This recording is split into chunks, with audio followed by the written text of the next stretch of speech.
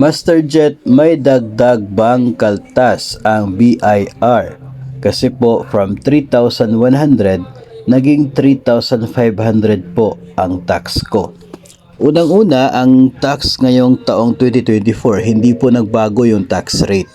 Na yung dati po na minimum na 15% sa taxable income na sobra doon sa 250,000 na limit ay ganoon pa rin, no? Yung tax rate hanggang ngayon 2024 ay ganoon pa rin po.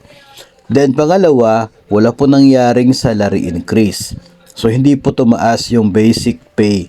Hindi po tumaas yung magiging taxable income galing po sa basic salary. Tapos pangatlo po ay tumaas itong deduction ng PhilHealth at dito na rin sa pag-ibig.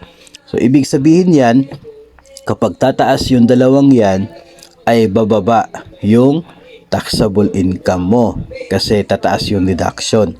So dapat sana ay bababa rin yung tax deduction galing doon sa basis ng atin pong sahod. Pero posible pa rin na tumaas yung BIR deduction mo, tax deduction mo sa January. Paano yon? Baka kasi yung SRI na natanggap ninyo noong last year ay buo. Baka po hindi nag-deduct ng tax noong December sa pag-release ng SRI at napagdesisyonan na yung tax doon ay ibabawas from the salary ngayong taong 2024.